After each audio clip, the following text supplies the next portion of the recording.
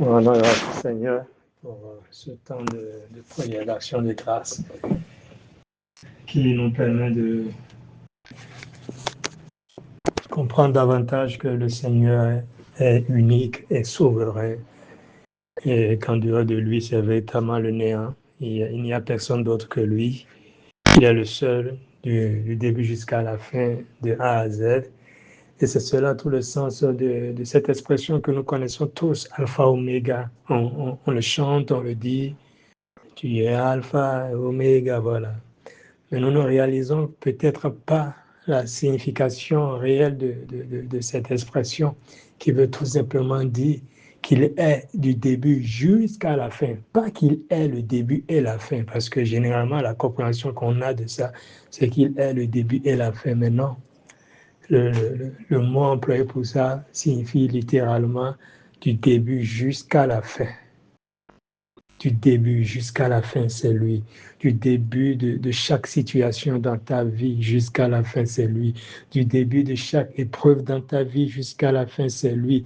Du début de chaque moment, événement dit heureux dans ta vie jusqu'à la fin, c'est lui. Du début de chaque événement ou moment dit malheureux, selon l'intelligence humaine, dans ta vie, c'est lui et lui seul.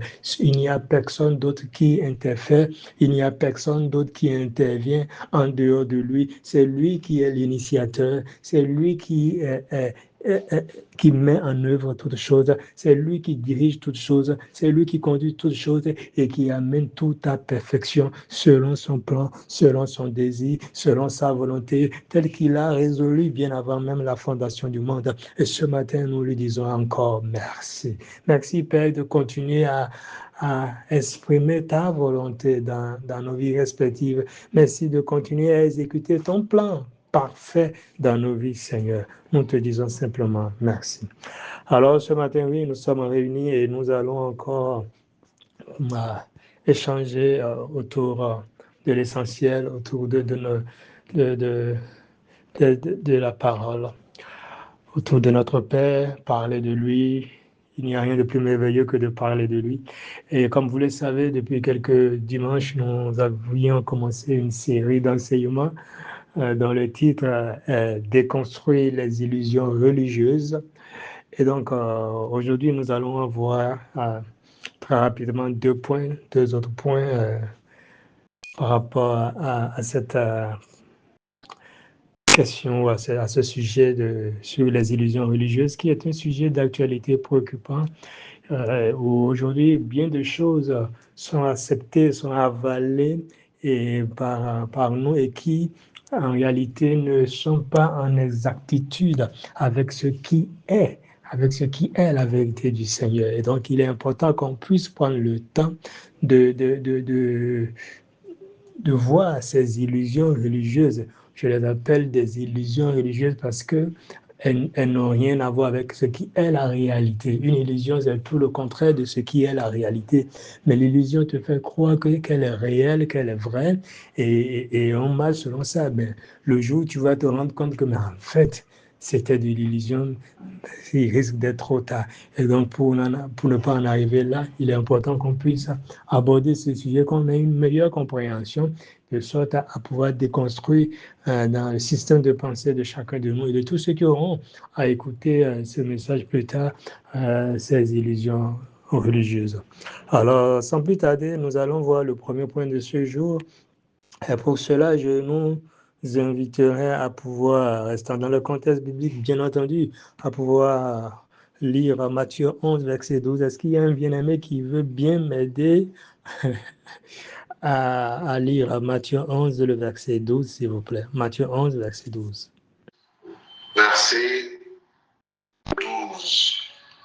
Depuis le temps où Jean baptisait jusqu'à maintenant, on attaque le royaume des cieux avec violence et les gens violents cherchent à le prendre. Je lis la parole de vie. Merci, mais il faut lire Louis II parce que dans Louis II, ça a un autre sens et c'est ça qui est souvent pris. Donc, je souhaiterais vraiment. Voilà, merci. Aïe, Louis. Oui. Je lis la version Louis II. Louis, c'est ma vie. Il est pour la Bible. Depuis le temps de Jean-Baptiste jusqu'à présent, le royaume des cieux est forcé. Et ce sont les violents qui s'en emparent. Merci. Merci beaucoup, juste Yannick. Voilà. C'est la version que je recherchais, ça. Depuis le temps de Jean-Baptiste jusqu'à présent, le royaume des cieux est forcé et ce sont les violents qui s'en emparent. Est-ce que vous n'aviez pas déjà eu à entendre dans certains milieux que sur la base de ce verset, vous devriez faire preuve de violence spirituelle pour pouvoir espérer trouver une place dans le royaume des cieux?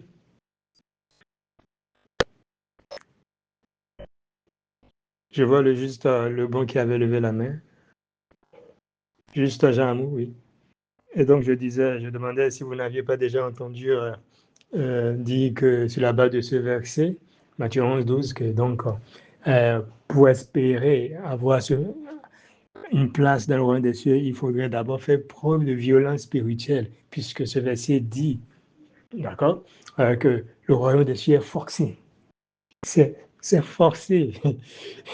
Et ce sont les violents qui s'en emparent. C'est-à-dire, si tu n'es pas violent, toi, tu passes à côté, tu ne peux pas trouver de place. C'est comme, c'est pourquoi, et cela justifie le combat. Il faut être tout le temps en mode combat, en mode combat, en mode combat. Et ce verset aujourd'hui est très propagé, est très utilisé, je dirais,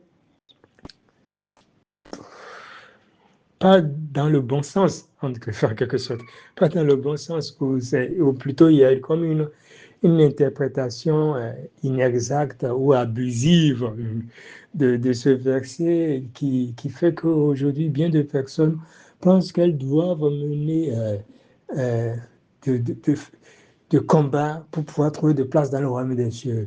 Pensent qu'elles doivent faire preuve de violence spirituelle, elles doivent être violentes spirituellement. Ah non, il faut donc être violent, il faut faire ci avant de trouver une place dans le royaume des cieux et tout. Ou alors, tu as de la place maintenant dans le royaume des cieux, donc pour conserver la place, il faut aussi être violent parce que on dit le royaume est forcé, ce sont les violents qui s'en emparent. Mais est-ce qu'en réalité, c'est ce que ce passage nous explique? Est-ce qu'en réalité, c'est de ça que ce passage de Matthieu 11, 12 nous parle? Nous allons le voir rapidement, bien aimé, si vous le permettez, nous allons le voir rapidement. Déjà, en nous rappelant quelques aspects, quelques points. Et donc, comme on l'a fait dimanche dernier, ça va être interactif. Si à un moment donné, vous aviez des questions et tout, d'éclaircissement, n'hésitez pas à activer votre micro, à intervenir directement. Vous pouvez, parce que le but n'est pas de faire un monologue, non. Mais le but, c'est qu'on échange et qu'on puisse avoir une meilleure compréhension sur le sujet. Donc, à tout moment, lorsque vous avez des préoccupations ou des apports sur ce qui est en train d'être développé, n'hésitez pas à juste activer votre micro et à prendre la parole pour intervenir. D'accord, merci. Alors, ceci étant, nous allons revoir quelques points qui vont nous permettre de mieux comprendre en fait ce que ce passage veut dire concrètement, qui vont d'abord nous permettre de sortir de notre tête qu'il s'agit d'une violence spirituelle que nous devons mener. Alors, nous allons relire le même passage dans une autre version, Matthieu 11, 12. On va le relire dans la version, je crois, de Message. Ouais.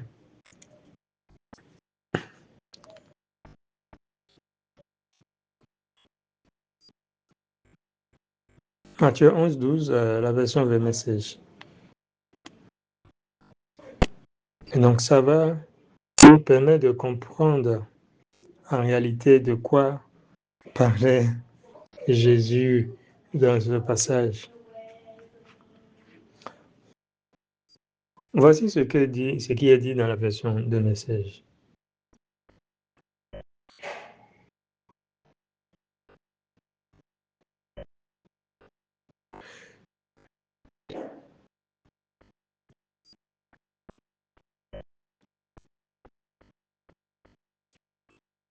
La version de message commence à partir du verset 11. Donc, il dit, laissez-moi vous expliquer ce qui se passe ici. Personne dans l'histoire n'a surpassé Jean-Baptiste, mais dans le royaume pour lequel il vous a préparé, le plus humble est plus grand que lui. Depuis longtemps, les gens tentent de s'imposer de force dans le royaume de Dieu.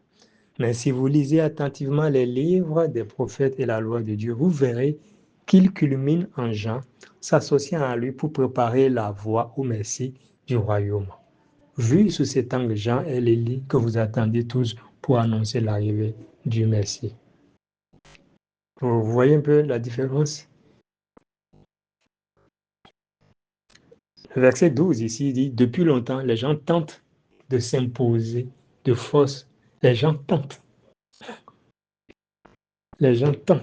de s'imposer de force dans le royaume de Dieu. Mais ils n'y arrivent pas. Et il dit donc, il dit, mais si vous lisez attentivement les livres des prophètes et la loi de Dieu, vous verrez qu'ils culminent. Donc ces personnes-là qui tentaient à l'époque de s'imposer de force dans le royaume de Dieu, toutes ces personnes culminent en Jean, s'associant à lui pour préparer la voie au Messie du royaume. Donc, toutes ces personnes, leurs actions visaient un seul but, préparer la voie au Messie. Alors, sur ce, je m'en vais nous poser deux questions. Première question, on dit les gens tentent de s'imposer. Quand on dit quelqu'un tente de s'imposer, est-ce que ça signifie que la personne, comment le formuler, a réussi? Tu peux tenter quelque chose sans pour autant réussir à y parvenir. On dit les gens tentent de s'imposer de force dans le royaume. Depuis longtemps, les gens tentent de s'imposer de force dans le royaume. Et donc ça, c'était jusqu'à l'époque de Jean-Baptiste. Et Jésus rajoute que toutes ces personnes-là culminent en Jean, c'est-à-dire le point de convergence ou la finalité de tout ça, c'était en Jean-Baptiste. Et le but final, c'était quoi? De pouvoir préparer la voie pour la venue du Messie. Donc, première question, est-ce que quand quelqu'un tente de s'imposer ou tente de faire quelque chose, est-ce que ça signifie automatiquement que la personne a réussi à réaliser la chose? Ça, c'est la première question d'abord.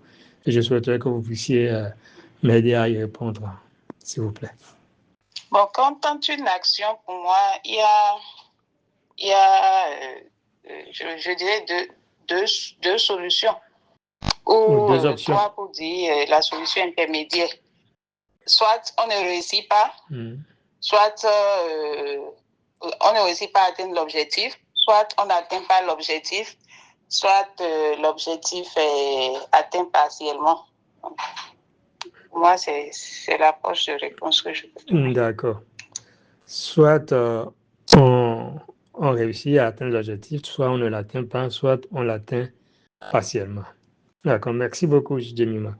Alors, cela m'amène donc à la deuxième question, qui dit que, qui va permettre de savoir où se situe. Est-ce que l'objectif a-t-il été atteint? Est-ce qu'il n'a pas été atteint ou si c'est partiellement? Donc, la deuxième question, c'est la fin du passage de Matthieu 11-12 dans la version de Message qui dit que tout se culmine en Jean-Baptiste et le but c'était pour préparer la venue du Messie.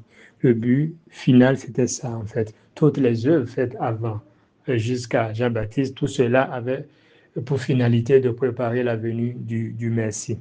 Alors cela m'amène donc à demander est-ce que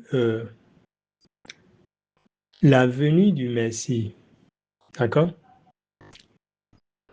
À partir de la venue du Messie, est-ce qu'on peut parler de ce que le royaume de Dieu ou le royaume des cieux est pour les violents, ou du moins pour avoir accès au royaume, il faut faire preuve de violence. C'est comme s'il y a du monde et il faut te battre, il faut bagarrer et réussir à trouver une place.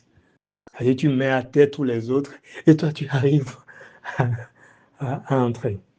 Est-ce qu'aujourd'hui, parce que le passage a été bien clair et le temps ont été employés, on dit depuis longtemps, on dit jusqu'à présent, tout ça. Donc, est-ce qu'aujourd'hui, au regard de tout ce qu'on sait, du Messie et tout, est-ce qu'on peut dire que c'est une question de violence spirituelle, il faut se battre, il faut bagarrer, il faut être violent pour trouver une place dans le royaume de Dieu? Oui, j'ai vu le juge en PJ lever la main. Ok, merci.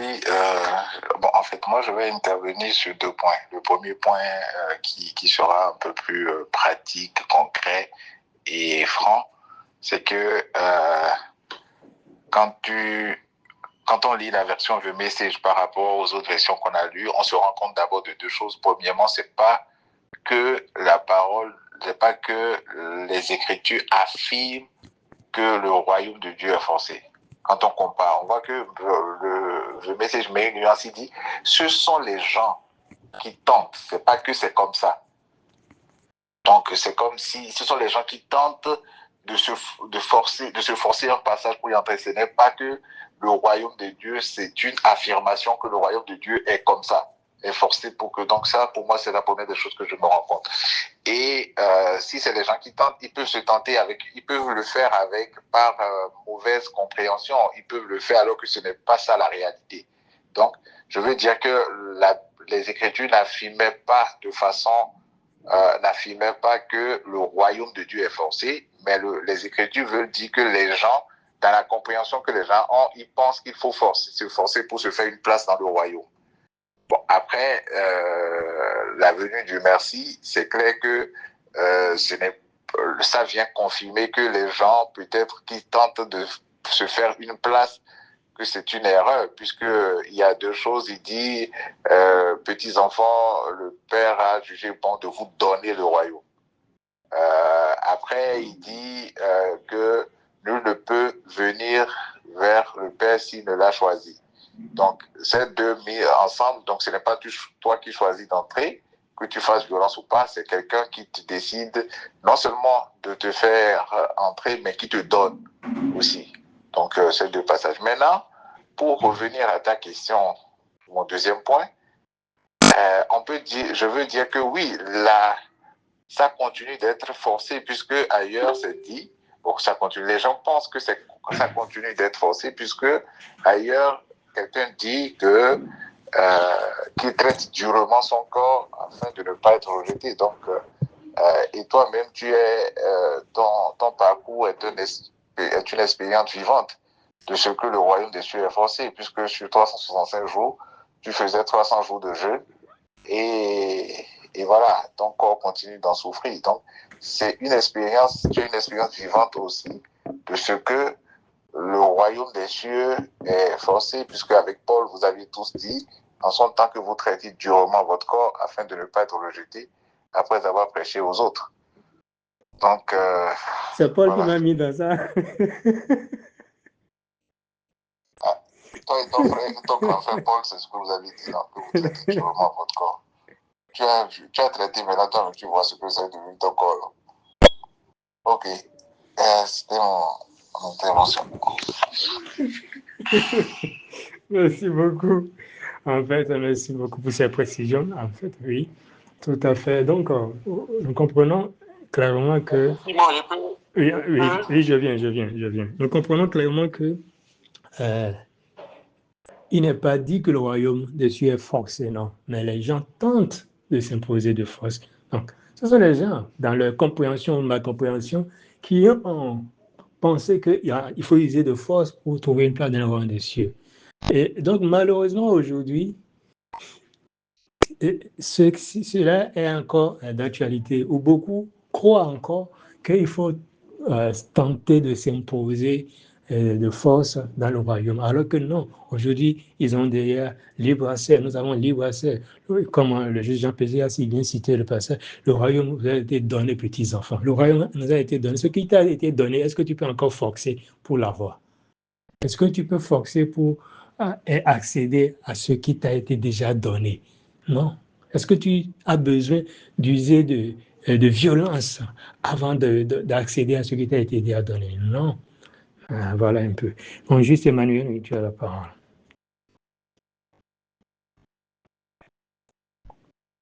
Ok, merci beaucoup. Bonjour à toute la famille. Je pense que on ne pouvait pas aussi bien dire ce que Juste PJ a dit. Et c'est la réponse parfaite à ta question. D'autant plus que tu as maltraité trop les gens dans ta vie en disant que le royaume est forcé. Et aujourd'hui, même si c'est une blague, jusqu'à aujourd'hui, les gens sont sous ce joug et continuent d'en souffrir par ta faute, par tes maltraitances que tu as mis dans le cœur de ces gens jusqu'à ce jour. C'est toi.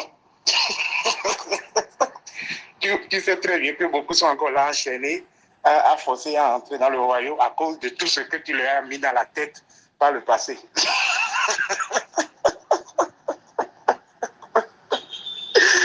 Ok. Toutes les questions, ce que les gens comprennent. Et regardez, c'est ce passage-là qui était venu dans ma tête. Ce passage de Jean 10, verset 8. C'est Jésus qui parle. Il dit, bon, je vais commencer par le verset 7. Toujours par rapport au royaume forcé, à ceux qui se forcent de s'imposer. Il dit, Jean 10, verset 7. Il disait, Jésus leur dit encore, en vérité, je vous le dis, je suis la porte des brebis. Verset 8. Tous ceux qui sont venus avant moi et des brigands. Tous ceux qui sont venus avant moi sont des voleurs et des brigands. Et les Écritures rapportent que jusqu'à Jean-Baptiste, les gens tentent de s'imposer. Donc, c'est des voleurs et des brigands. Ils tentent de s'imposer de force, quoi. Et ils les appellent des voleurs et des brigands. Donc, on peut tirer par là que Simon avait mené une vie de voleur et de brigand en imposant aux gens de s'imposer de force dans le royaume des cieux. Non, mais de façon simple, on voit clairement que s'imposer, tenter de s'imposer là, c'est des voleurs et des brigands. Et ceux qui ont tenté de s'y imposer, on a vu ce que ça a donné. Ok, c'était une petite parenthèse. Je m'arrête là. Merci beaucoup, oui. En fait, c'est justement ça. Et c'est comme si on veut braquer le royaume des cieux. Comprenez un peu? C'est comme du braquage spirituel, quoi. Le royaume est là, et on dit, on veut forcer l'accès. On veut forcer l'accès au royaume. Oh, tu ne peux pas forcer l'accès au royaume. En fait, prenons du recul, bien aimé, et voyons les choses vraiment d'une autre perspective. Dans la conscience du Seigneur, dans la conscience de qui il est. Parce que des fois, on emploie des expressions, et, on utilise des termes, et on va même jusqu'à dire c'est biblique, sans comprendre le sens des mots. Et on prend ça pour défendre des doctrines, j'appelle ça ainsi, des doctrines qui n'ont rien de scripturel, hein, qui n'ont rien de conforme à la pensée du Seigneur. Et on se met soi-même sous un joug de servitude. Et on s'auto-flagelle soi-même. On se met à se frapper, à se faire soi-même des imprécations, en quelque sorte spirituelles, à s'imposer des choses pour dire que oui, parce que je veux avoir accès au royaume des cieux, au royaume de Dieu. Donc, parce que c'est par la violence, je veux forcer l'accès. Prenons du recul. Comment peux-tu forcer l'accès à la demeure du Tout-Puissant? Est-ce que c'est possible? C'est comme si tu disais dans le contexte naturel humain aujourd'hui que dans ton pays, là où tu y résides, que tu vas forcer l'accès au palais présidentiel. Est-ce que c'est possible? Puisque c'est le seul moyen de trouver place dans le palais. Est-ce que c'est possible? Si tu fais ça, qu'est-ce qu'on va penser de toi? Qu'est-ce qu'on va te faire? On va te prendre pour un terroriste. On va te prendre pour un terroriste et c'est-à-dire, on va t'éliminer. Donc, le Seigneur est tout-puissant, notre Père est tout-puissant. Et il est dit que nous sommes citoyens du royaume des cieux. Alors, si dans Éphésiens, Paul nous le rapporte que nous sommes citoyens du royaume des cieux. Alors, si nous sommes citoyens, tu es citoyen d'un royaume, comment peux-tu alors forcer l'accès pour accéder à un royaume dont tu es citoyen déjà. Tu as déjà la citoyenneté. C'est comme un citoyen béninois qui dit, ah, mon gars, la citoyenneté béninoise est forcée. Et ce sont les violents qui s'en emparent. Donc, je dois faire preuve de violence pour pouvoir avoir la citoyenneté béninoise. Alors, on va te dire, mon gars, de quoi tu parles? Tu es déjà citoyen béninois. Tu n'as plus besoin. Tu l'es déjà. C'est ce que tu es. Et tu es sur le territoire. Bon, toi et moi, là, moi je suis au Bénin, j'ai la citoyenneté béninoise, j'ai la nationalité béninoise, j'ai le certificat de nationalité béninois. Et imagine que je me mette maintenant à dire, il faut que je fasse preuve de violence, je dois forcer, je dois tout faire, voici ce que je dois faire. On me dresse une liste des choses que je dois faire pour pouvoir espérer avoir résider au Bénin. Alors que je réside déjà au Bénin. Ne voyez-vous pas que c'est totalement incongru, excusez du peu, c'est totalement insensé, excusez encore du peu, c'est totalement de la folie que de dire que tu veux rentrer dans un pays, dans un royaume où tu résides déjà. Tu es déjà un résident permanent de ce pays, de ce royaume-là. Et tu cherches maintenant à forcer l'accès, à faire preuve d'une certaine violence pour pouvoir avoir le droit, l'autorisation, ou bien je ne sais comment. Parce que là, ce n'est pas le droit, ce n'est même pas l'autorisation, parce qu'on dit qu'il faut forcer. Ça veut dire que on ne te donne même pas le droit, on ne te donne pas l'accès, mais c'est toi-même qui décides, c'est toi-même qui prends l'initiative, hein, et c'est toi-même qui fais tout pour pouvoir y accéder. C'est-à-dire, c'est à croire que le Créateur a créé son monde, l'univers, a créé son royaume, et il a dit, bon, maintenant, les gars, chacun se débrouille. En fait, l'image que j'ai de cela, c'est un peu comme, je ne maîtrise pas trop les films actuels, là, hein. Vous connaissez, il semble qu'il y a un film un peu Skype Game, quelque chose du genre. Quelqu'un connaît? Où les gars, on les met là et dit, allez, gars, tuez-vous. Il faut vous entretuer. Allez. Et le seul survivant, c'est lui qui gagne. En fait, c'est l'image typique. C'est l'image typique, ça. Où on fait croire aux bien-aimés aujourd'hui que c'est la violence. Le royaume est là, hein. Le royaume est déjà là. Oui, le royaume est là. Mais pour y accéder, c'est la violence spirituelle. Il faut forcer. Il faut forcer la scène. Il faut défoncer la porte. Il faut défoncer les verrous. Alors que la vérité, la réalité, c'est que toi et moi, nous sommes citoyens des saints, nous sommes citoyens du royaume des cieux, nous sommes habitants. Paul dit dans le livre d'Éphésiens, vous n'êtes plus des gens du dehors, mais vous êtes des gens de la maison de Dieu. Éphésiens 2, verset 19, c'est ce que Paul dit. Vous n'êtes pas des étrangers, mais vous êtes des gens de la maison de Dieu. Vous êtes du royaume. C'est le présent continu. Ce n'est pas une action futuriste, ce n'est pas quelque chose qui va venir demain, non. Ce n'est pas une espérance à avoir, non. Mais c'est une réalité dans laquelle nous sommes déjà. Nous vivons dans le royaume. Bien aimé, il est important que nous puissions prendre conscience de cette vérité, à savoir qu'à l'instant précis, à l'heure actuelle, tu vis dans le royaume de Dieu. Même si dans le corps physique, dans l'humanité, dans la chair, tu es physiquement géolocalisable dans tel pays, dans telle ville, dans tel quartier de ville, dans telle région, mais d'un point de vue spirituel, qui est le véritable, tu es dans le royaume de Dieu. Ce n'est pas tu seras dans le royaume de Dieu. Arrêtons d'espérer qu'un jour nous entrerons dans le royaume de Dieu et prenons simplement conscience que nous sommes déjà dans le royaume de Dieu. Nous y vivons là actuellement. Tu es dans le royaume de Dieu. Et donc, cela m'amène à faire un petit raccourci. Mais je ne vais pas m'attarder sur ce raccourci-là, parce que peut-être un autre jour, on va revenir dessus. Mais je vais faire un petit raccourci pour dire que, vous voyez un peu, la compréhension du fait que nous vivons dans le royaume de Dieu, nous sommes déjà citoyens, nous vivons dans le royaume, nous sommes résidents permanents, doit nous amener à arrêter de penser que le jour où nous irons au ciel, Les saisons de Dieu nous accueilleront, les trompettes retentiront. Non, bien aimé, c'est pas exact. Pour toi et moi aujourd'hui, ce n'est pas exact. Ça sonne bien, c'est intéressant à entendre, c'est émotif et tout ça. Mais pour toi et moi, ce n'est pas exact. Parce que tu es déjà. On dit vous êtes un avec le Seigneur.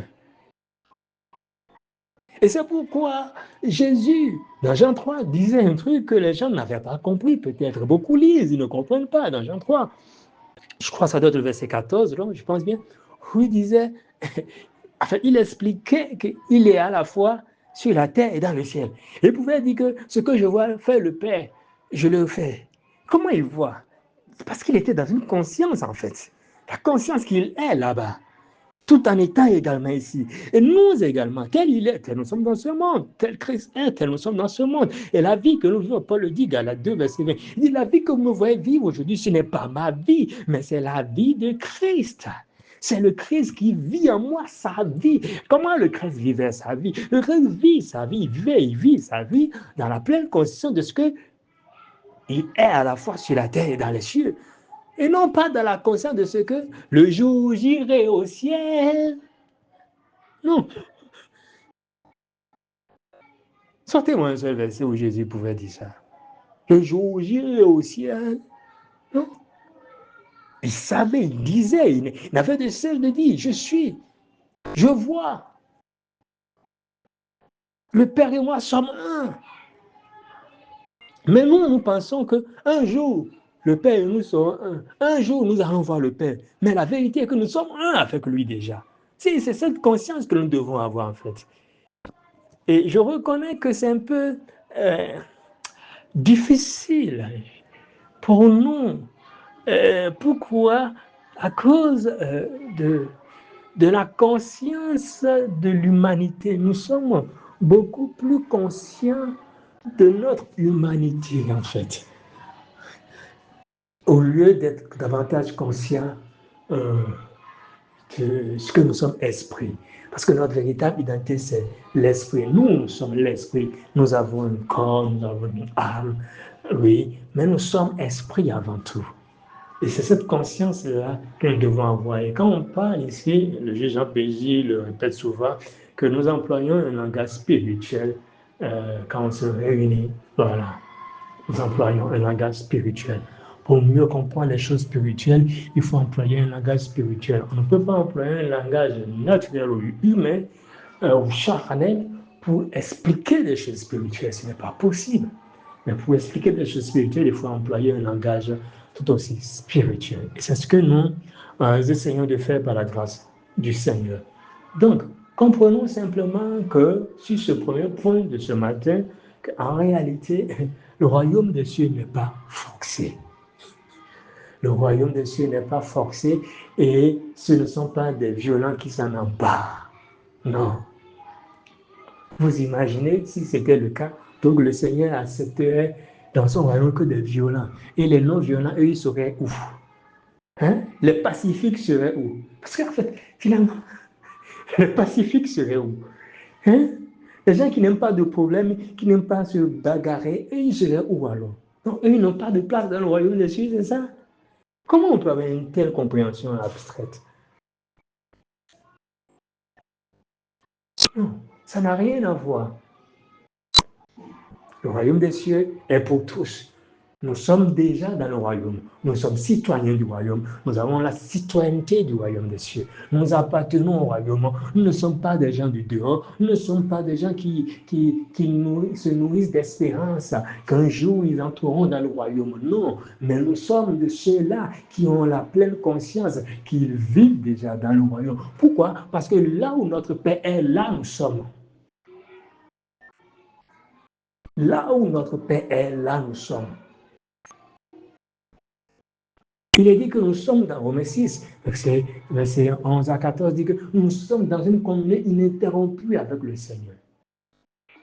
Nous sommes, ce n'est pas nous serons, mais nous sommes déjà dans la communion ininterrompue avec lui. Nous sommes un avec lui. Il dit, je ne vous abandonnerai pas. Je serai avec vous. Je serai avec vous jusqu'à la fin. Il est là, nous sommes là. Là où il est, nous sommes là. Là où nous sommes, il est là. Nous sommes dans une fusion. On est inséparables, indissociables. Nous sommes un. Et c'est cette conscience que nous devons avoir, en fait, comprendre et garder à l'esprit que le royaume de Dieu n'est pas forcé. Et ce ne sont pas des violents qui s'en emparent. Non, c'est une fausse compréhension de ce passage que de penser ainsi. Mais nous sommes déjà dans le royaume. Le royaume nous est donné. Le royaume est donné. C'est le Seigneur qui donne le royaume. Et le royaume ne se force pas. Parce que déjà, comme on parlait du royaume forcé, ce sont les violents qui s'en emparent. Vous voyez un peu la subtilité, ça amène alors aux efforts, à la loi, aux œuvres, en fait, au mérite. Vous voyez? Et ça retire toute notion de grâce, en fait. Ça retire toute notion de ce que, en fait, c'est le Seigneur qui fait grâce à qui il veut. Oh, c'est ce qui est rapporté. Il est dit que le Seigneur fait grâce à qui il veut. Il fait grâce à qui il veut. Et il bénit qui il veut. Et il élève qui il veut. Il rabaisse qui il veut. Pas qui est violent. Pas qui est violent spirituellement. Pas qui force. Mais qui il veut. Amen. Sans trop tarder, on va, s'il n'y a pas d'autres questions sur ce premier point, on va aborder le deuxième point que je sais susciterait également l'intérêt de beaucoup, parce que c'est également un point très abordé, discuté et qui est très mal compris en fait, très mal compris aujourd'hui. Et ce deuxième point de ce matin, c'est relatif à ceci, à ce que la foi s'intensifie, s'augmente, s'active. Je répète, la foi s'intensifie, s'augmente, s'active. Et généralement, pour justifier cela, on va sortir Luc 17, verset 5. Quelqu'un, je prie de bien vouloir m'aider à lire Luc 17, verset 5. Version Louis II, toujours oui. Louis II, c'est un bon gars. Luc 17, verset 5, version Louis II. Aidez-moi à lire ça, s'il vous plaît. Et même dans d'autres versions, c'est la même chose. Hein? Donc, il n'y a pas de souci. On peut y aller. Luc 17, verset 5. Oui, allez-y. Verset 5. Les apôtres disent au Seigneur, donne-nous une foi plus grande. Le Seigneur répond, Non, ne continuez pas. Arrêtez-vous là, s'il vous plaît. Merci beaucoup. Merci beaucoup. Vous allez continuer tout à l'heure. Merci beaucoup. Oui. Désolé de vous couper brusquement, mais il faut que vous ne dévoilez pas tout en même temps. Parce que justement, généralement, on s'arrête à cette partie de la demande des apôtres. Et c'est ça qui est généralement pris pour dire, mais c'est biblique. Mais il est écrit, les apôtres même ont demandé au Seigneur d'augmenter leur foi, de leur donner une foi plus grande. Ils ont demandé, donc toi aussi, tu dois demander. Alors, bien-aimés, élevons la voix et prions et demandons au Seigneur d'augmenter notre foi, exactement comme les apôtres ont demandé au Seigneur d'augmenter leur foi. Nous aussi, élevons la voix, prions. Et on se met à prier. On l'a fait par le passé. On a mené des centaines de milliers de personnes par le passé à faire ce type de prière sur la base de Luc 17, verset 5, où les apôtres ont demandé expressément au Seigneur d'augmenter leur foi. Et on a mené une multitude de personnes à aussi faire cette même prière, à aussi faire cette même demande. Nous aussi, nous l'avions fait par le passé. Donc, on sait de quoi on parle. Augmente notre foi. Augmente. Oh Seigneur, je veux une foi plus grande. Oh Père, une foi plus grande. Augmente ma foi. Augmente ma foi. Augmente ma foi. Augmente ma foi. Muscle ma foi. Muscle ma foi. Muscle ma foi. Intensifie. Enflamme. Embrase. On fait cette prière. Mais, bien-aimé, vous savez, là où nous avons failli, où nous continuons de faillir, où beaucoup continuent de faillir encore aujourd'hui, vous savez, c'est où? C'est le fait que nous lisons, nous lisons partout pour comprendre les choses. On s'arrête sur un bout de verset et on tire des conclusions. Et on établit des doctrines sur la base d'un bout de verset. C'est l'erreur qu'on commet en fait. Et donc, quand nous lisons la suite de ce verset, on comprend en même temps que maintenant, ce que les apôtres ont demandé là, en réalité, ils n'avaient pas besoin de demander ça. Ce n'est pas une bonne demande à faire. C'est une demande qui n'a pas de sens. C'est une demande qui n'a pas son importance. C'est une demande qui ne veut rien dire en réalité. C'est une perte de temps que de demander une telle chose en réalité. Et on va le voir dans la suite. Alors, Maman Patricia, vous pouvez, s'il vous plaît, lire donc maintenant la suite, avec la réponse de Jésus. Merci beaucoup. Le Seigneur répond, si votre foi est aussi petite qu'une graine, vous pouvez dire à cet arbre, arrache tes racines d'ici et va te planter dans la mer. Il vous obéira. Amen. Amen. Ça, c'est la réponse que le Seigneur leur a donnée. Regardez un peu. Entre la demande qu'ils ont faite et la réponse, nous voyons une différence. Est-ce que la réponse à leur demande est ce à quoi ils s'attendaient? À l'évidence, non. La réponse à leur demande n'est pas ce à quoi ils s'attendaient. Ils s'attendaient à avoir une plus grande foi. Ils disent, Seigneur, augmente notre foi. Et le Seigneur répond, mais non. En fait, la réponse du Seigneur cache une vérité. Ça veut dire, je ne vais pas augmenter votre foi. Pourquoi? Parce que le problème n'est pas un problème de foi. Pourquoi? Parce que vous n'avez pas besoin qu'on augmente votre foi. Puisque la foi que vous avez là est suffisante. Le niveau de foi où vous êtes là est largement suffisant. Il dit, si vous avez la foi comme un grain de sénévé, or à l'époque, le grain de sénévé était considéré comme le plus petit des grains qui soit. C'est-à-dire donc, si votre foi semble être même la plus petite de la plus petite des foi, de la plus petite des fois possible, elle est largement suffisante. Pas besoin de plus l'augmenter, pas besoin de plus l'intensifier, pas besoin. Elle est largement suffisante. Et pour renchérir sur cela, je vais nous lire le même passage maintenant dans la version The Message, si vous le voulez bien. Merci. Alors, Luc 17, versets 5 à 6, dans la version The Message, qui dit ceci? Les apôtres s'approchèrent et dirent au maître, donne-nous plus de foi. Mais le maître répondit, vous n'avez pas besoin de plus de foi. Il n'y a ni plus ni moins en matière de foi. Si vous aviez ne serait-ce qu'un grain de foi, de la taille d'une graine de pavot, vous pourriez dire à ce sycomore, va te jeter dans le lac, et il le ferait.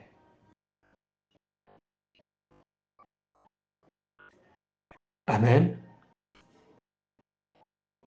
Vous savez, écoutez avec moi ce qui a été dit là. Les apôtres, comme beaucoup d'entre nous aujourd'hui, ils ont dit, donne-nous plus de foi. Est-ce que ça, c'était leur prière? C'était une prière. Est-ce que vous ne voyez pas ça? C'est une prière hautement spirituelle, on va dire. Donne-nous plus de foi. Regardez un peu. Ça paraît pieux, ça paraît spirituel. Ils n'ont pas demandé de l'argent. Ils n'ont pas demandé de voiture. Ils n'ont pas dit, Seigneur, donne-moi la bénédiction de la chair. Donne-moi ton dignité. Ils n'ont pas dit ça, non. Hein? Puis, bon, mais si donna diété. Excusez du peu.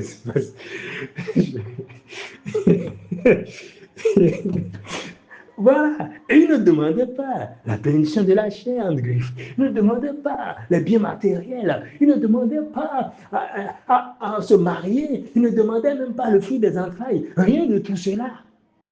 Mais il demandait quelque chose de purement spirituel, la foi. L'augmentation de la foi, n'est-ce pas pur, n'est-ce pas spirituel? Est-ce que selon vous, quand on entend, on va dire, mais waouh, celui-là, il est vraiment spirituel. Non, Dieu va lui accorder ça. Vous voyez, il n'est pas attaché aux choses de ce monde. Il est attaché aux choses célestes. Il est attaché aux choses des cieux. Oh, il ne demande que la foi. Waouh, ça c'est un homme de foi. Ah, ce sont des hommes de foi, des apôtres. Ils demandent au Seigneur. Ils disent, donne-nous, donne-nous, donne-nous plus de foi. Ouais. Mais la réponse de Jésus, c'est ceci. On dit, mais le maître répondit, vous n'avez pas besoin de plus de foi. On va décortiquer ce passage. Il dit, vous n'avez pas besoin de plus de foi, bien aimé. Est-ce que c'est ça qui est enseigné aujourd'hui? C'est comme si on a oublié la réponse de Jésus. Et on est resté focalisé. On est focalisé sur la demande des apôtres. Comme si c'était ça le plus important. Or, le plus important, ce n'est pas la demande des apôtres. Le plus important, c'est la réponse du maître. Que leur a répondu le maître? Le maître a répondu ceci. Vous n'avez pas besoin de plus de foi. Mon frère, ma soeur, toi qui m'écoutes ce matin, retiens donc que tu n'as pas besoin de plus de foi. Tu n'as pas besoin de plus de foi. Tu n'as pas un problème de foi. Laisse ta foi tranquille. Beaucoup en arrivent à se culpabiliser, s'auto-culpabiliser en fait. On leur dit, c'est ta foi, tu n'as pas assez de foi. Tu n'as pas assez de foi. Et c'est comme, non, c'est pas possible quoi. Une épée de Damoclès qui pèse sur la tête du croyant, partout où il va. La foi. Bravo, mais tu n'as pas assez de foi. Dès qu'il y a une situation, la personne est en train de traverser par une situation, une épreuve, une situation difficile de sa vie, un temps dur de sa vie, on lui dit, ah mon gars, ta foi a baissé. Ah ma soeur, il faut revoir ta foi a baissé, ta foi a chuté, tu n'as pas assez de foi, c'est pourquoi. Dans l'assemblée, vous avez prié, mais les gens sont venus témoigner, toi tu n'as pas témoigné, rien ne s'est passé, c'est que tu n'as pas assez de foi. Il faut demander que ta foi soit augmentée, qu'elle soit intensifiée, qu'elle soit réactivée. Alors que le maître dit, vous n'avez pas besoin de plus de foi. Et il continue. Il dit, il n'y a ni plus ni moins en matière de foi. Ça, c'est important à souligner. Il n'y a ni plus ni moins en matière de foi. C'est-à-dire, quand on parle du sujet de la foi, il n'y a pas dans le sujet de la foi plus, moins. Plus de foi, moins de foi. Non, il n'y a ni plus dans la foi, ni moins dans la foi. La foi, c'est une constante en fait. La foi, c'est un peu comme on dit, la foi, c'est la foi. La foi, c'est la foi, tout simplement. Ne cherche pas à te tracasser les méninges pour rien en fait. La foi, c'est la foi. Il n'y a ni plus ni moins dans la foi. Donc il n'y a pas à dire, celui-là, il a plus de foi que moi, ou moi, j'ai plus de foi que telle personne, ou moi, j'ai moins de foi que telle autre personne. Non. Parce que derrière ça, vous voyez, ça amène des comparaisons, ça amène de la jalousie, ça amène de l'envie, ça amène la convoitise spirituelle, où beaucoup en arrivent à faire preuve de convoitise spirituelle qui spiritualisent en fait, qu'ils essaient de prendre comme si c'était bien. Oui Seigneur, je veux avoir la même foi que telle personne. On en arrive aujourd'hui à parler de transfert de foi. Est-ce que vous savez ça? On parle de transfert de foi. Tout est transféré. La foi de telle personne, la foi de tel pasteur, la foi du frère Jean Pégy. Seigneur, je veux la foi de la sœur Djabima. Seigneur, donne-moi un transfert. Je demande un transfert. Il n'y a pas ça. Il n'y a ni plus ni moins dans la foi. La foi de la sœur Djabima, c'est la part de foi qui est prévue, ça point. Et c'est ce qui est suffisant pour elle. La part de foi que tu as, c'est ce qui est suffisant pour toi, ça te va. Il n'y a ni plus ni moins dans la foi. C'est ce que le maître dit. Il n'y a ni plus ni moins en matière de foi. Il n'y a ni plus ni moins. Et il continue en disant, si vous aviez ne serait-ce qu'un grain de foi, vous voyez un peu, un seul. Si vous aviez ne serait-ce qu'un grain de foi, un grain. Donc ce n'est pas une grande quantité de foi. Aujourd'hui, on parle des hommes de la foi. Il y a des gens comme ça. Peut-être vous n'avez pas fait cette étude-là, mais en son temps, on avait fait cette étude sur les grands hommes de la foi. Il y avait des grands hommes de la foi à l'époque où on parlait des années 50, 40, 60. On était allé chercher tous ces grands hommes de la foi-là, les actes qu'ils ont posés, hein, avec non, laissez même ça là. Oui, Hébreux 12, oui, il y a les grands hommes là, mais je parle du temps contemporain. On est allé chercher des cas avec le réveil d'Azusa Street, le réveil de Osborne, les personnes d'Aouda. Voilà, tu connais, il y avait des trucs. Hein? Ah, laissez seulement. Il faut... Quelqu'un a parlé de passé honteux dans ce pays. Moi, je ne parle pas de passé honteux, mais c'est le passé. Je suis fier du passé là. Parce que c'est la part que le Père a voulu pour moi aussi. Donc je rends grâce simplement.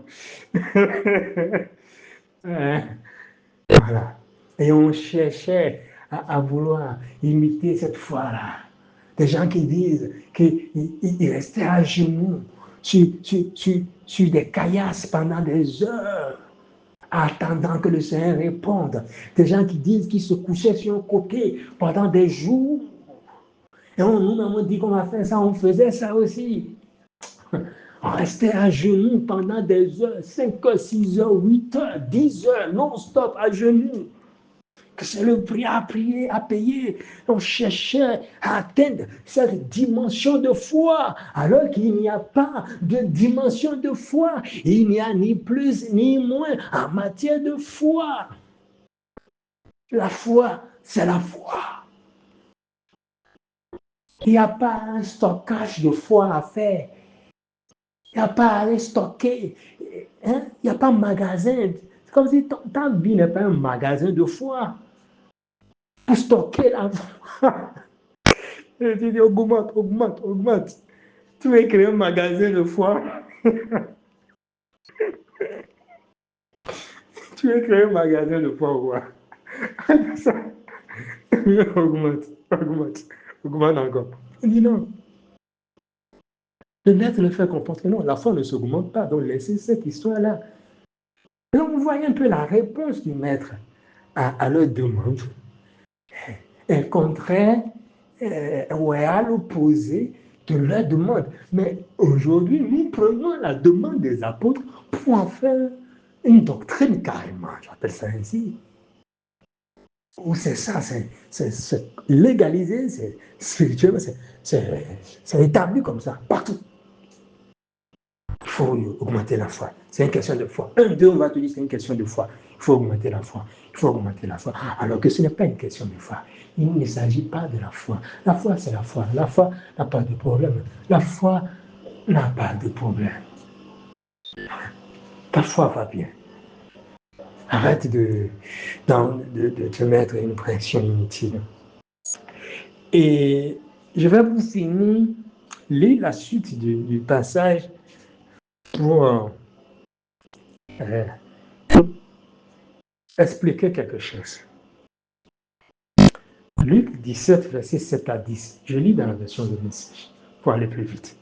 Luc 17, toujours la suite, les versets 7 jusqu'à 10.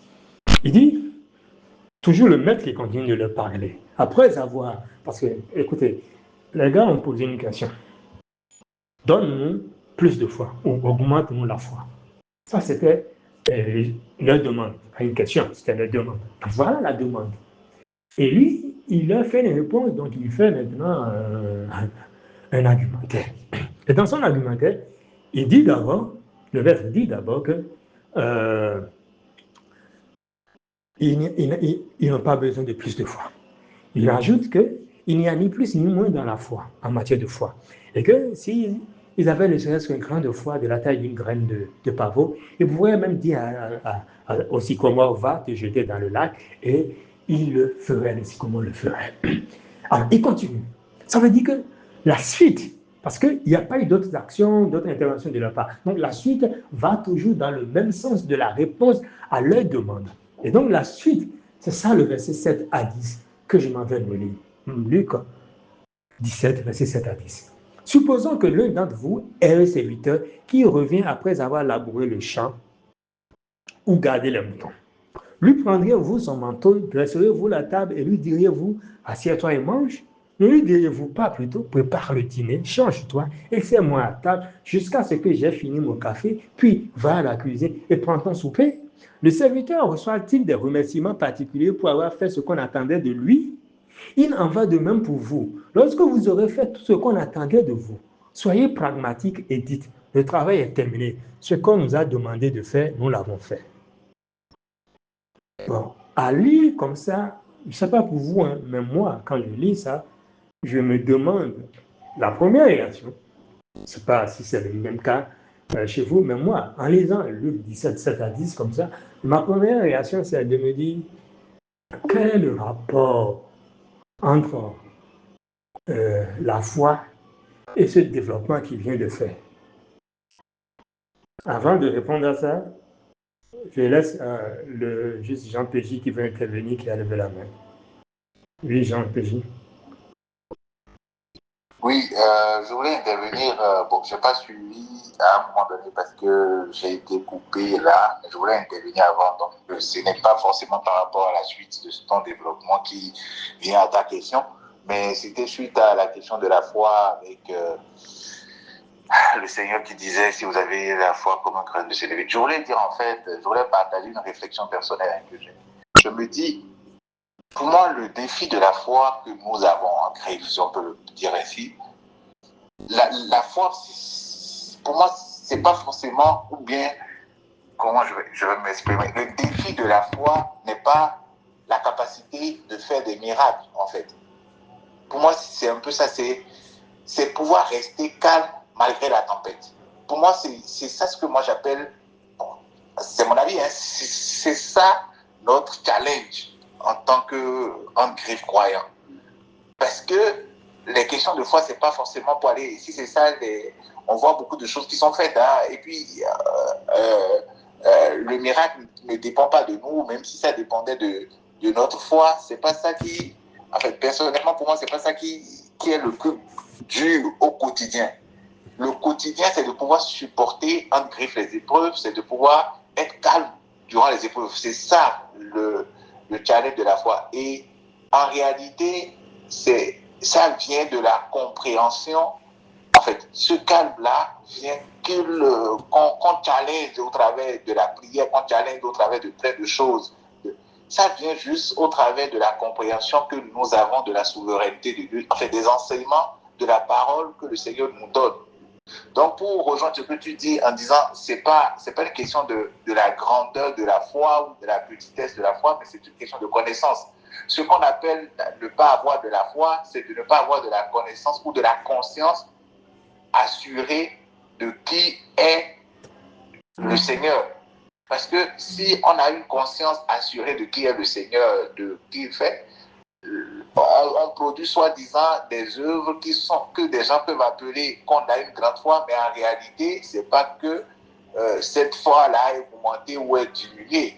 La foi reste la foi, mais c'est la connaissance que tu as de la personne qui a augmenté et ça produit des effets que l'autre va voir et penser que tu as développé une certaine foi. En fait, donc c'est pour aller dans le même sens que le développement que tu fais pour dire c'est pas une question de foi. Pour moi, je dirais c'est pas une question de foi, mais c'est une question de connaissance qui va augmenter, de connaissance qui va croître, ou de connaissance. Mais la foi reste la foi. La foi, on a eu la grâce d'être nourri par le Seigneur au travers de Juste Maouzé et autres sur la foi, où on a compris que la foi c'est la personne de Christ même. La foi, tu peux pas, c'est pas quelque chose qu'il faut, on n'a pas choisi, on ne sait pas quand c'est arrivé, on ne sait pas quand on ne peut pas toucher ça, en fait. C'est quelque chose qui est immatériel. On ne sait pas quand c'est arrivé. On croit, on a la foi. Maintenant, le reste, c'est la matérialisation de notre croyance qui permet de dire aux gens que oui, il a une grande foi, il a fait ci, il a fait ça. La preuve est que certains disent qu'ils ont une grande foi, ils vont marcher, ils disent qu'ils vont aller marcher sur l'eau et puis ils reviennent avec les sapeurs-pompiers et sur un brancard avec les sapeurs-pompiers. Voilà. Donc, ce n'est pas de l'audace, quoi. Voilà, ce n'est pas de l'audace ou ce n'est pas du courage, mais c'est la paix, moi je dirais, c'est la paix que le Seigneur produit en nous. C'est ça le grand défi.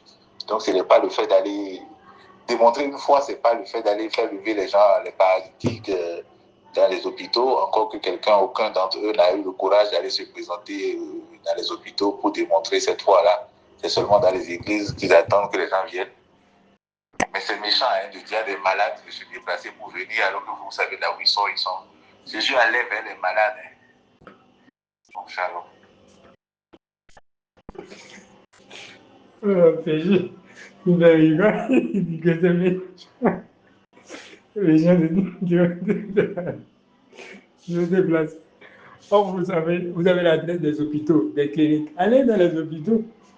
Ils attendent les croisades et c'est les croisades, les gens doivent venir. Non, il faut aller vers eux. Jésus se déplaçait, il faut aller vers eux.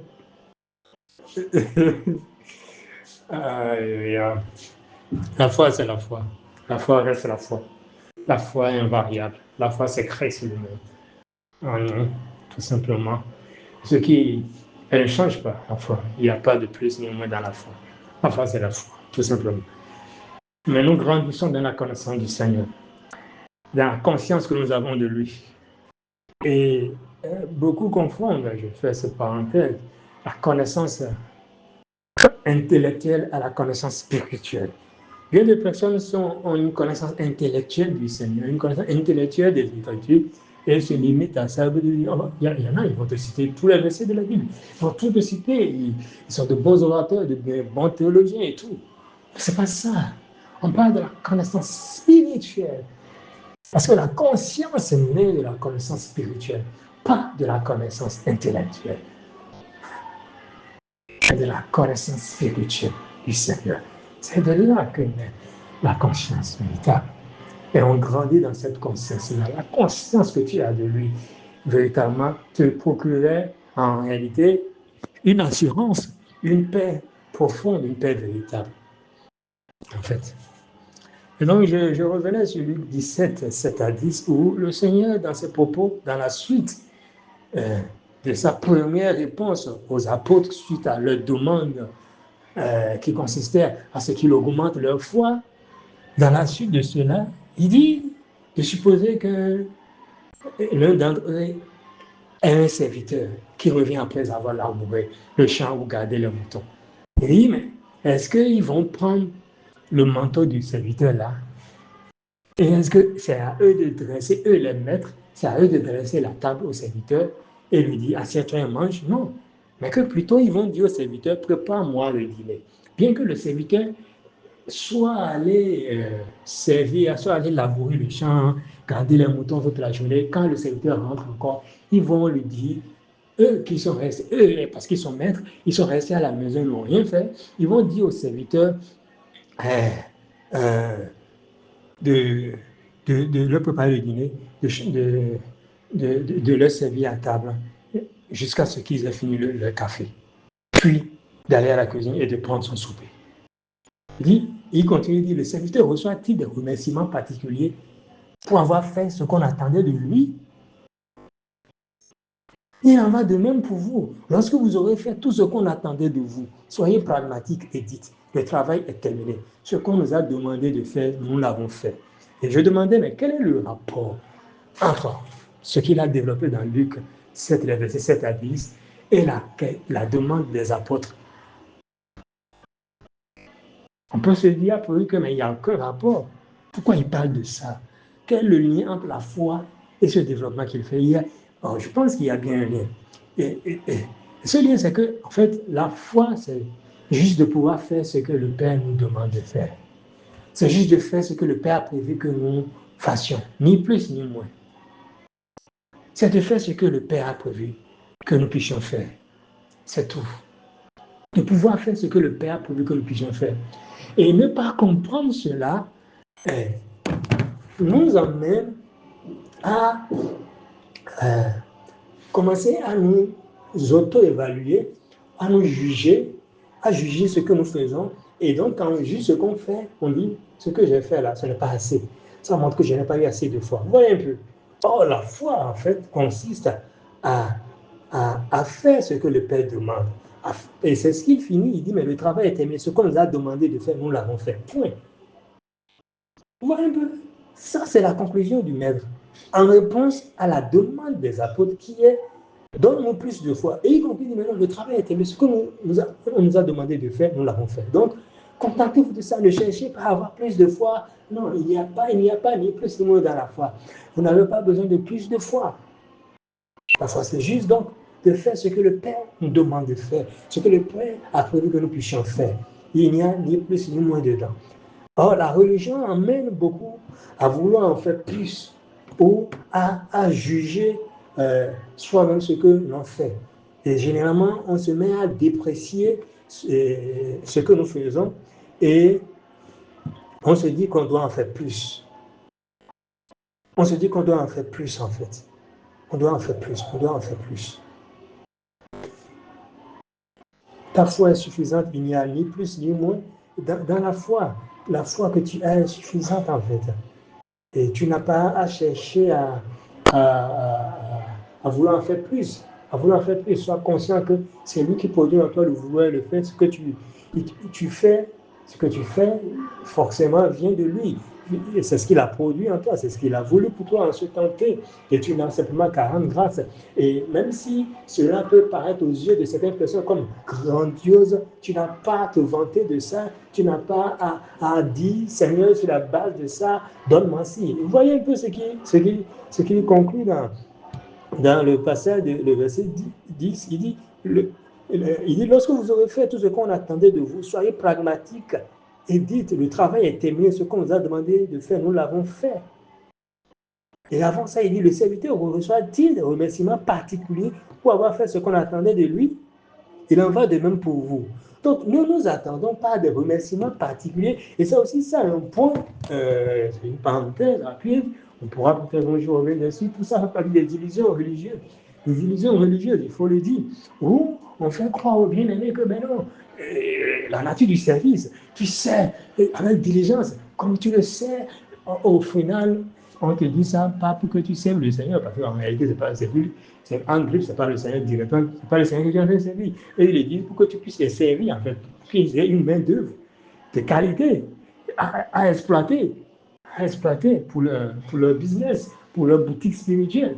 Donc, on te dit, il faut servir avec diligence, il faut servir. Et le Seigneur va te récompenser. Il y a des récompenses particulières. Mais ce passage-là, le maître dit non. Il dit, mais est-ce qu'il y a des remerciements particuliers parce que tu as fait ce qu'on attend de toi? Non. Il dit non, il n'y a pas. Ne t'attends pas à ça. Le Père te donne ce qu'il a prévu pour toi. Mais toi, n'associe pas, ne sais pas de faire un rapprochement entre ce qu'il te donne et ce que tu fais. C'est une erreur, en fait.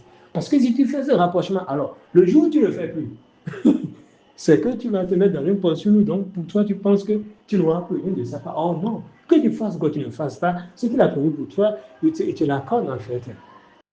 Si tu veux servir, sers. Par contre, vas-y, sers. Mais ne pense pas que ce que tu reçois de la part du Seigneur est au prorata de ce que tu penses faire ou ne pas faire. Encore que ce que tu penses faire ou ne pas faire vienne de lui. C'est lui qui produit en toi le vouloir et le fait selon son bon vouloir, pour son bon plaisir à lui. Pas pour toi, pas pour le plaisir d'un kidam, pas pour ton propre plaisir, mais pour son plaisir à lui. Alors restons détendus et vivons simplement, en fait. Et voilà un peu ce que j'avais à cœur de partager avec vous ce matin. Est-ce qu'il y a d'autres interventions, des apports? Vous avez la parole. Jusqu'à... Bonjour la famille. Oui, bonjour. J'ai suivi avec beaucoup d'intérêt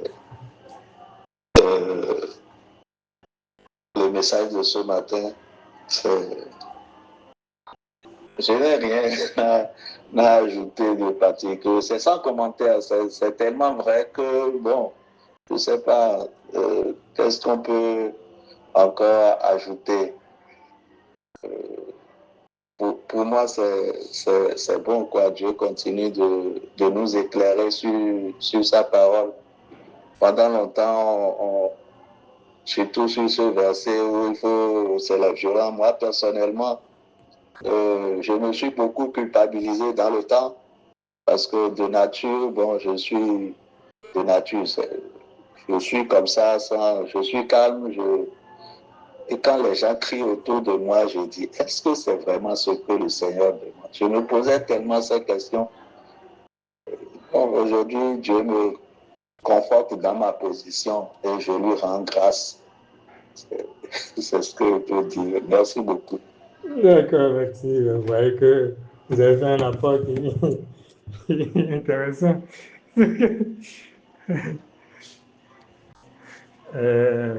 Juste, Yannick?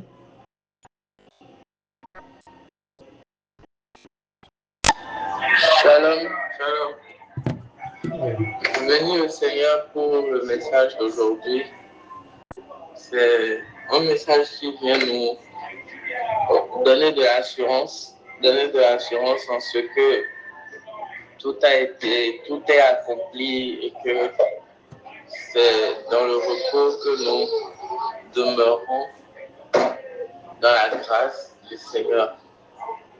Moi, je n'ai pas un apport particulier à donner parce que en vérité, tout a été dit. Et tout ce que je veux dire, c'est de demeurer dans le Seigneur, dans la parole, parce que le quotidien, c'est souvent pas facile. Et c'est d'ailleurs ça le challenge. On est vraiment embobiné de gauche à droite par des informations et tout ça. Et franchement, quand la parole de Dieu dit que efforcez-vous à demeurer dans le repos, ce n'est pas aisé. C'est vraiment pas aisé. Je crois que c'est pourquoi la parole déclare qu'il faut s'efforcer à demeurer dans le repos. Donc, gloire à Dieu pour le message d'aujourd'hui et que le Seigneur lui-même nous conduise dans son repos. Merci beaucoup. Merci, juste Yannick. On est déjà dans son repos. Hein? On est déjà dans son repos. Oui, en fait, je parle d'une continuité, quoi. Puisque c'est clair, on est déjà dans son repos. Et quand je dis ça, c'est par les temps de par ce genre de plateforme, en fait. Quand je dis qu'ils nous conduisent dans le repos, parce que c'est une réactualisation à chaque fois. Aujourd'hui, par exemple, c'est encore une réactualisation et ça me fait penser à la parole où le Seigneur lave les pieds des apôtres, en fait, où l'apôtre Pierre demandait à ce qu'il lui lave tout entier, mais il lui dit qu'il n'a plus besoin d'être lavé de façon tout entière, mais juste le pied. Et donc, que le Seigneur nous conduise continuellement dans son repos, c'est une façon de dire... de continuer à demeurer dans la parole de la grâce que nous recevons chaque dimanche et au quotidien aussi. Amen. C'est ça. Amen. Yannick a soulevé un point important sur lequel je souhaiterais revenir rapidement, à savoir qu'il disait que dans le quotidien, ce n'est pas facile. Et ça, c'est vrai. Dans le quotidien, ce n'est pas facile. Et pour pouvoir véritablement tenir et garder cette conscience du repos, parce qu'on est déjà dans le repos. Et ce qu'il se passe, c'est garder la conscience du repos et qui généralement nous pose problème.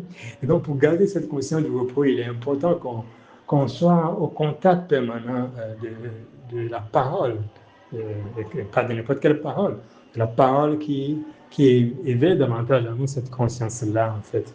Et c'est l'un des objectifs de nos rencontres hebdomadaires, dimanche, juste un dimanche, juste une fois par semaine. Et nous sommes encouragés alors, encore une fois, à pouvoir nous connecter juste pour 2 heures de temps. Vous imaginez juste 2 heures dans une semaine. Une semaine, c'est plusieurs heures. Plusieurs heures. Et en juste 2 heures de temps dans une semaine, ce n'est pas beaucoup. On peut quand même trouver ce créneau, dégager ce temps et systématiquement pour que le dimanche, on se retrouve. Et c'est pour notre bien à tous, qu'on ne le veuille pas. Ça nous fait du bien de pouvoir écouter ces messages, écouter. Et donc, il fait cette mise à jour continuelle, en fait. C'est comme une mise à jour. C'est comme un logiciel tu as sur ton ordinateur, mais après, tu fais une mise à jour de ça. Ou comme un antivirus que tu as, il faut faire la mise à jour. Il faut faire la mise à jour, c'est là, c'est installé, il faut faire sa mise à jour. Donc, il y a une actualisation où c'est toujours frais en nous, où cette conscience est toujours fraîche en nous, et on grandit dans cette conscience du repos. Et cela nous aiderait dans notre quotidien, parce que qu'on ne le veuille ou pas, les situations vont venir au quotidien, ça ne manque pas, ça ne manquera pas. Que tu aies prié, que tu n'aies pas prié, des situations vont venir au quotidien. Donc, mais c'est ce que tu as, c'est le bagage que tu as, la conscience que tu as qui te permettrait de pouvoir traverser, soit avec calme ou avec agitation, cette situation. Parce que chaque situation a son délai, son timing, son temps d'expiration, et que tu le veuilles ou pas, tu vas traverser ça.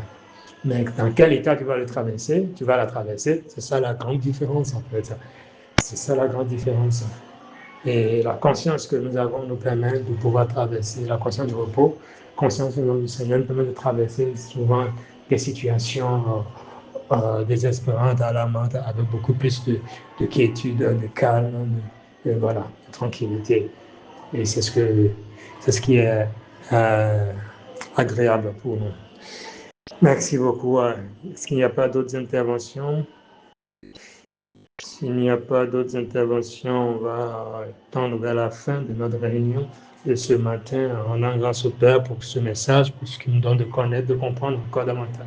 Cette conscience qu'il a enracinée en nous, il a dit que c'est dans le calme et la tranquillité. Le calme, la tranquillité que sera notre force.